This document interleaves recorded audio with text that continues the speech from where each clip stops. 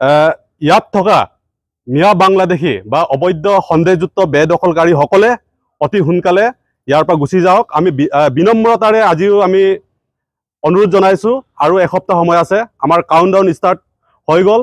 জোনাইত চৰকাৰী ভূমিত অবৈধভাৱে বেদখলকাৰীৰ বিৰুদ্ধে টিএমপিকে জোনাই জিলা সমিতিৰ জোনাই ত্যাগ কাউণ্টডাউন আৰম্ভ।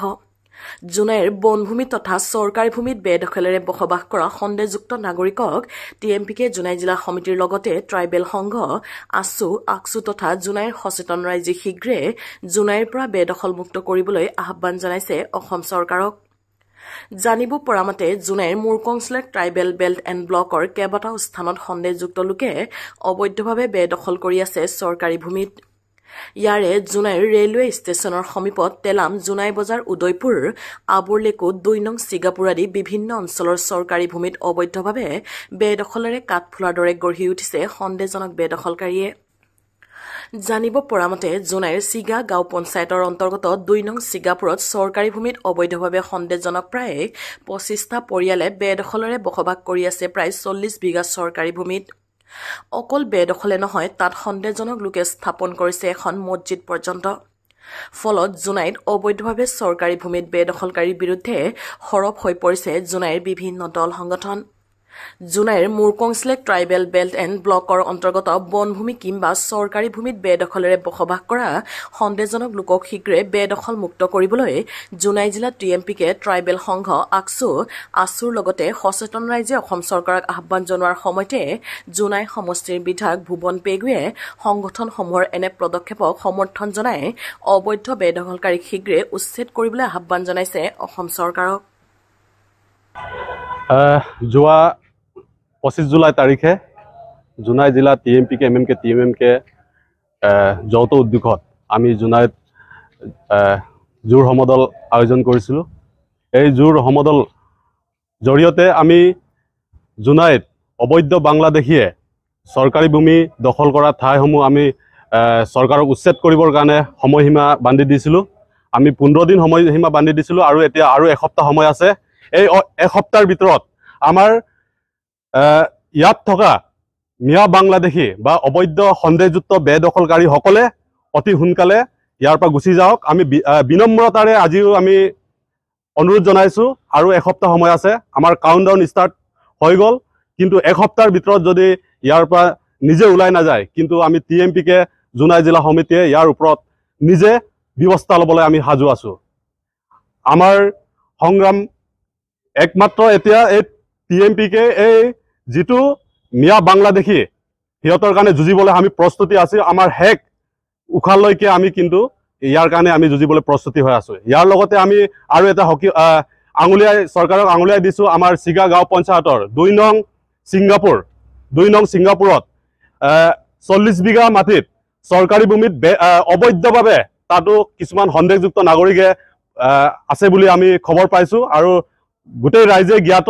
সিহঁতকো ইয়াৰ পৰা আজি সকিয়নি দিছোঁ আৰু এসপ্তাহ সময় আছে। আপোনালোকেও অতি সোনকালে এই ঠাই এৰি আপোনালোকৰ নিজ নিজ ঠাইলৈ ঘূৰি যাবৰ কাৰণে অনুৰোধ জনাইছোঁ। কিন্তু অন্যথা এই ঠাইও আমি চৰকাৰকো জনাইছোঁ, আপোনালোকে অতি শীঘ্ৰে যিমান পাৰে উচ্ছেদ কৰক। অন্যথা আমি এসপ্তাহৰ পাছত আমি নিজ টিএমপিকে আমাৰ সিদ্ধান্ত মতে আমি আগবাঢ়ি যাবলৈ প্ৰস্তুতি আছোঁ। আমাৰ জনায়াৰে কিছুমান বাসিন্দাই ইয়াত নিজৰ সুবিধাৰ স্বাৰ্থত শ মিয়া বাংলাদেশীক ইয়াত সিহঁতে ভাড়া লৈ বহিব দি আছে। এই ভাড়াতীয়াসকলকো আমি কৈছোঁ আপোনালোকেও গুচি যাওক আৰু ভাড়া দিয়াসকলকো কৈছোঁ আপোনালোকে অতি সোনকালে তেওঁলোকক নিজৰ নিজৰ ঠাইলৈ পঠাই দিয়ক।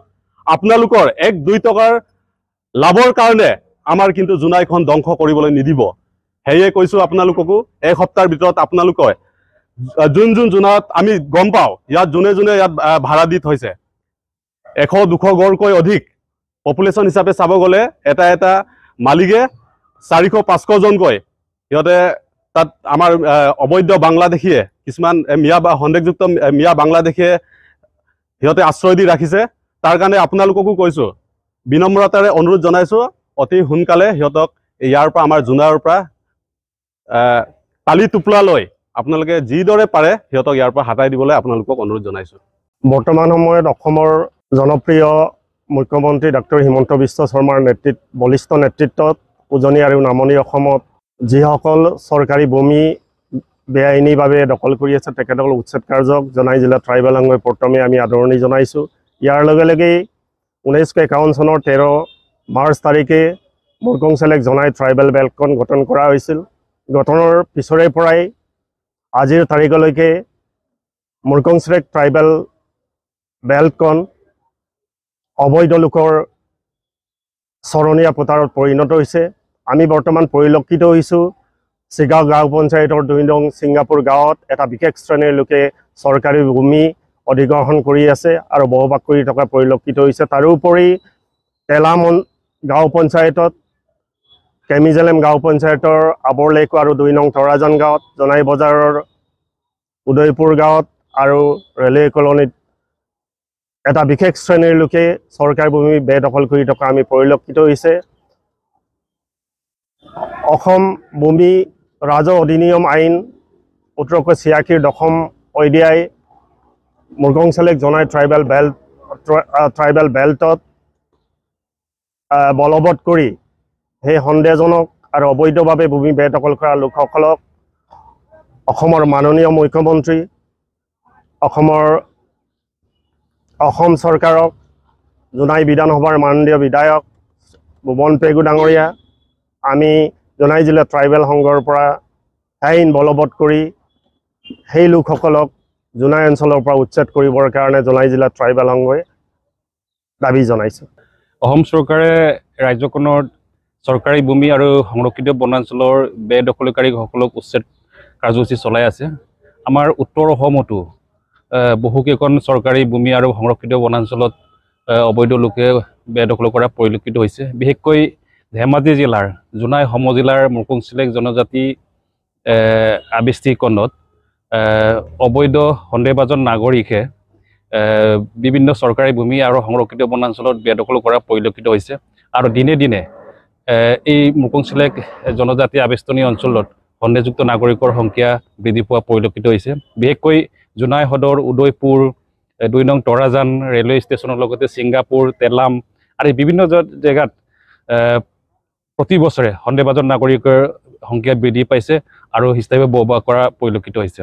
আৰু বহু জেগাত সন্দেহভাজন নাগৰিকে মাটি বাৰী ক্ৰয় কৰাও আমি দেখিবলৈ পোৱা পৰিলক্ষিত হৈছে, ঘৰ নিৰ্মাণ কৰা পৰিলক্ষিত হৈছে। সেয়ে আমি অসম চৰকাৰক আমি বিনম্ৰভাৱে আহ্বান জনাম যে এই ধেমাজি জিলাৰ জোনাই সমজিলাৰ মুৰ্কংচেলেক জনজাতি আৱেষ্টনী খণ্ডটো যিবিলাক অবৈধ নাগৰিকে চৰকাৰী ভূমি বেদখল কৰি আছে, সংৰক্ষিত বনাঞ্চলত বেদখল কৰি আছে, সেইসকলক অতি শীঘ্ৰে উচ্ছেদ কৰি এই সন্দেহভাজন নাগৰিকৰ পৰা বা অবৈধ বেদখলকাৰীৰ পৰা আমাৰ চৰকাৰী ভূমি আৰু বনাঞ্চলসমূহ মুক্ত কৰিবৰ বাবে আমি চৰকাৰক আহ্বান জনাইছোঁ। যেহেতু চৰকাৰে অবৈধ বিদেশীৰ ওপৰত যেহেতু উচ্ছেদৰ ব্যৱস্থা কৰাৰ আমি আদৰণি জনাইছোঁ আৰু যেহেতু আমাৰ চিগাৰ পঞ্চায়তৰ অন্তৰ্গত যেহেতু 2 নং ছিংগাপুৰত চৰকাৰী ভূমিত বেদখলকাৰীয়ে এতিয়া বসবাস কৰি আছে 30-40 বিঘা মাটিত। গতিকে আমি চৰকাৰ আৰু প্ৰশাসনক অতি শীঘ্ৰে বেদখল মুক্ত কৰিবৰ কাৰণে আমি দাবী জনাইছোঁ। যেহেতু আমি বাৰম্বাৰ জোনাই অঞ্চলত অবৈধভাৱে যিহেতু চৰকাৰী ভূমিত বসবাস কৰি আছে আৰু চৰকাৰকো আমি এটা আহ্বান জনাম জোনাইত অবৈধভাৱে চৰকাৰী ভূমিত থকাসকলৰ যিসকল অবৈধভাৱে থকা বিদেশী তেখেতসকল বিদেশীয়ে হওক বা বাংলাদেশী হওক তেখেতসকলক অতি শীঘ্ৰে উচ্ছেদ কৰিবৰ কাৰণে আমি চৰকাৰ আৰু প্ৰশাসনক দাবী জনাইছোঁ। আমি ইয়াতে স্থানীয় আমি সচেতন দল সংগঠন কৰ্মী হিচাপে দলীয় মানুহ হিচাপে আমি কেইবাদিন আগতে আমি ইয়াতে এইখন গাঁৱৰে 2 নং ছিংগাপুৰ গাঁৱৰ যিবিলাক মুছলিম মানুহ আছে এখেতলোকৰ আমি ডকুমেণ্ট গোটেই তথ্য পাতিকেইটা আমি সংগ্ৰহ কৰিছিলোঁ। কৰি আমি গম পালোঁ ইয়াতে আপোনাৰ বৰ্তমান 25 ঘৰ এখেতলোকে ইয়াত আছে। ইয়াতে আমি পোৱা মতে আপোনাৰ এতিয়া এখেতলোকৰ প্ৰকৃত ডকুমেণ্টটো যদি চাওঁ এইখিনিত আমাৰ এইখিনি জেগাত এখেতলোকে ভোট দিয়াটো আমি 89 পাইছোঁ। 89ৰ আগৰখিনি একটাও পোৱা নাই এতিয়ালৈকে। যিখিনি পাইছোঁ সেইখিনি আমি তথ্য পাতি সহকাৰে আমি মানে তথ্য পাতি লগত লৈ আমি এটা ফাইল বনাই আমি দল সংগঠন হিচাপে এটা আৰু তাৰ পাছত আপোনাৰ গাঁও প্ৰধানক এটা আৰু আপোনাৰ CO চাৰ্কুল অফিচাৰক এটা আমি প্ৰেৰণ কৰিছোঁ। সেইমতে চৰকাৰে এতিয়া যিটো নেকি অসমত যিটো নেকি আপোনাৰ চৰকাৰী ভূমি হিচাপে যিবিলাক আছে সেইখিনিত আপোনাৰ বেদখলমুক্ত কৰি আছে। ইয়াতে এতিয়া আপোনাৰ জোনাই প্ৰশাসনে আমাৰ জোনাই স্থানীয় প্ৰশাসনে কেনেকুৱা ধৰণৰ ভূমিকা গ্ৰহণ কৰে, এতিয়া আমি স্থানীয় আমাৰ ইয়াতে সচেতন ব্যক্তি হিচাপে আমিতো তথ্য পাতি সংগ্ৰহ কৰি এখেতলৈ আমি প্ৰেৰণ কৰিছোঁ। এতিয়া আপোনাৰ এতিয়া আমি জনাততো ইয়াত এনেকুৱা 10-12 ঘৰ এনেকুৱা কিবা এটা আছিলে তাতে, কাৰণ মোৰতো জন্ম ইয়াতেই যেতিয়া আমিতো গমেই পাওঁ, আমিতো সেই সময়ত সৰু আছিলোঁ। কিছুমান মানুহ আমি গোটেইকেইটা তেতিয়াৰ পৰাই আমি ইয়াৰ গোটেইখিনি মানুহ চিনি পাওঁ। এতিয়া ইয়াত 25 ঘৰ হ'ল। এতিয়া ইয়াতে এখেতলোকে যিবিলাক নেকি ভাই ককাই ঘৰ ইটো ভাগ কৰি 25 ঘৰ হৈছে বুলি কৈছে। হ'ব পাৰে তেনেকুৱা, কিন্তু কিছুমান হয়তো 1-2জন আহিবও পাৰে, 1-2জন নতুনকৈ আহিবও পাৰে, এনেকুৱাও থাকিব পাৰে। তাতে হয়তো তাৰ মাজতে 1-2 ঘৰ বাঢ়ি গৈছে নেকি। তাতে কেইবা বছৰ আগতে আমি ইয়াত এটা সিদ্ধান্তও লৈছিলোঁ দল সংগঠন হিচাপে TMPK, আকসু আৰু আপোনাৰ এই গোৰ্খা ছাত্ৰ সংগঠন আৰু আপোনাৰ বড়ো ছাত্ৰ সংগঠন আৰু TMPK হৈ আমি ইয়াত এটা সিদ্ধান্ত লৈছোঁ যে বাহিৰা মানুহ ইয়াত এজনো সোমাব নোৱাৰিব, আপোনালোকে ইয়াত আৰু এজনো মানুহ বৃদ্ধি কৰিব নোৱাৰিব। আৰু যিবিলাক ইয়াৰ পৰা বিয়া হৈ গৈছে ইয়াৰ যিবিলাক ছোৱালী, ইহঁতকো আমি ইয়াত জোঁৱাইকেইটা আনি ইয়াত থাকিব নোৱাৰা ব্যৱস্থা এটা আমি কৰিছিলোঁ। আৰু সেই সিদ্ধান্তটো আমি তেতিয়াই কৰি থোৱাৰ কাৰণে ইয়াত হয়তো ইমানটো বাঢ়িব পোৱা নাই। এই যিখিনি আছে আৰু ইয়াতে এতিয়া প্ৰশাসনে কি সিদ্ধান্ত লয়, আমাৰ মতেতো আমি যিটো কৰিবলগীয়া কৰণীয় আমি সচেতন হিচাপে আমি কৰি সেইদিনা আমি প্ৰেৰণ কৰিছোঁ। যেতিয়া সেইখিনি হোৱাৰ পিছত ইয়াত আছাম ছাৰ্ভে হৈছিল, যেতিয়া আছাম ছাৰ্ভে হোৱাৰ পিছত আছাম ছাৰ্ভে কৰোঁতে সেইটো কৰিছিলে, কিন্তু পিছত যেতিয়া আমাৰ এই আছাম ছাৰ্ভেৰ পৰা ইহঁতৰ যিটো এই মুছলিম এই এৰিয়াৰ যিটো লিষ্ট, এই লিষ্টটো বাদ পৰি গৈছে আৰু বৰ্তমান সেইখিনি চৰকাৰী মাটি হৈ আছে। ইয়াত যিহেতু ইহঁতে এই বেদখল যিটো খাজানা, এই খাজানাটো কেইবা বছৰ দিছিলে, তাৰ পিছৰ পৰা ইহঁতক বন্ধ কৰি দিলে। এতিয়া এইটো সম্পূৰ্ণ চৰকাৰী মাটি, মাত্ৰ ইহঁতে খাজানা দিছে। ইয়াত আপোনাৰ 25 ঘৰ আছে এতিয়া বৰ্তমান। আৰু সেই সময়ত মই যেতিয়া আহিছিলোঁ সেই সময়ততো বেছি নাছিলে, 9 ঘৰ নে 10 ঘৰ। আমি আচলতে চৰকাৰে হিমন্ত বিশ্ব শৰ্মাই যিখিনি নীতি কৰিছে বা যি ধৰণে উচ্ছেদ চলাই আছে, যিহেতু ইহঁতে প্ৰটেক্টেড ক্লাছ নহয়, একচুৱেলি প্ৰটেক্টেড ক্লাছ নোহোৱাৰ কাৰণে তাত বিশেষভাৱে মই মানে সেইখিনিত অখাবাদা বা কিবা কৰাত নাই, যিহেতু প্ৰটেক্টেড ক্লাছত নপৰে ইহঁতে।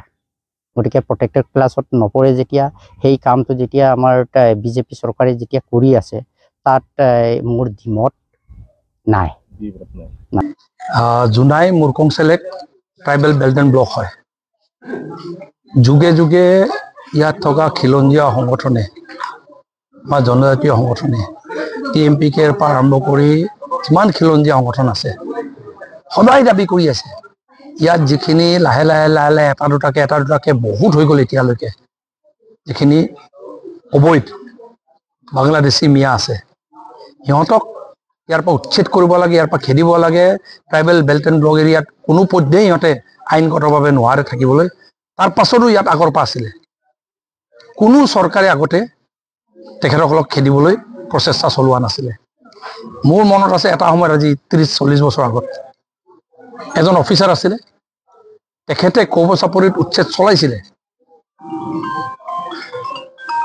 গোটেই জনজাতীয় সংগঠনসমূহৰ দাবী পৰিপ্ৰেক্ষিতত, কিন্তু উচ্ছেদ চলাই ঘূৰি অহাৰ গোটেই পিছদিনাই তেখেতক বদৰপুৰলৈ ট্ৰেন্সফাৰ কৰা হৈছিলে। এনেকুৱা এটা চৰকাৰী পৰিৱেশৰ মাজত কংগ্ৰেছ চৰকাৰবোৰৰ দিনত কোনো ইয়াত সাহস নকৰিলে অফিচাৰে, যদিও আইনটো আছিলে। কিন্তু প্ৰথমজন মুখ্যমন্ত্ৰী ভাৰত স্বাধীন হোৱাৰ পাছত, গোপীনাথ বৰদলৈৰ পাছত অসমৰ ৰাইজৰ, জনজাতিৰ ৰাইজৰ, খিলঞ্জীয়া মানুহৰ ভূমিপুত্ৰ অসমীয়া মানুহৰ মাটিক বচোৱাৰ কাৰণে এটা যুদ্ধ আৰম্ভ কৰিছে আমাৰ মুখ্যমন্ত্ৰী ডক্টৰ হিমন্ত বিশ্ব শৰ্মা ডাঙৰীয়া। তেখেতৰ এই পদক্ষেপক আমি আদৰণি জনাই, আৰু এতিয়া জোনাৰ মানুহে এতিয়াহে সাহস পাইছে, আৰু সাহস পাই এতিয়া এটা বিশ্বাস জন্মিছে, এইটো চালেবেৰে কোবোৱা কাম নহয়, অলপ চৰকাৰে কিবা এটা ভেকু বাহুনা নহয়, সঁচা অৰ্থত যে অসমৰ ভূমিক উদ্ধাৰ কৰাৰ এটা প্ৰচেষ্টা এইখন গভৰ্ণমেণ্ট ডক্টৰ হিমন্ত বিশ্ব শৰ্মা ডাঙৰীয়াৰ নেতৃত্বত কৰিছে বুলি এতিয়া সাধাৰণ জনগণ পতিয়ন হৈছে। সেইকাৰণে সাধাৰণ জনগণ এতিয়া জাগৃত হৈ, সিদিনা আপোনালোকে লক্ষ্য কৰিছে, হাজাৰ হাজাৰ জোনাৰ মানুহ ওলাই আহিছে। এই চলতে জোনাইত থকা অবৈধ যিখিনি ইলিগেল, বিশেষকৈ ট্ৰাইবেল বেল্ট এণ্ড ব্লক এৰিয়াত ইলিগেল যিখিনি মিয়া বাংলাদেশী মূলৰ মানুহখিনি আছে, তেখেতসকলক ইয়াৰ পৰা উৎখাত কৰিব লাগে, চাফা কৰিব লাগে, চিৰকালৰ কাৰণে চাফা কৰিব লাগে আৰু এটা নিৰাপত্তা গঢ় দিব লাগে। ভৱিষ্যতে যেন কেতিয়াও তেখেতসকলৰ নিচিনা মানুহে আহি আমাৰ ডেমোগ্ৰাফি, আমাৰ গোটেই ভোটৰ গোটেই ছিষ্টেমটো, আমাৰ গোটেই ৰাজনীতি, আমাৰ সমাজ নীতি, আমাৰ সংস্কৃতিত যেন ঘোলা কৰি অসমীয়া জাতিক যেন দুৰ্বল কৰা তেখেতসকলৰ যি প্ৰচেষ্টা আছে, সেইটোক যেন কৰিব নোৱাৰাকে অসম চৰকাৰে কঠোৰতম পদক্ষেপ লৈ অতি সোনকালে জোনাইতো যিখিনি ইলেকশ্যন চলাবলগীয়া আছে সোনকালে চলাই দিয়ক বুলি মোৰ ফালৰ পৰা মই দাবী কৰিছোঁ।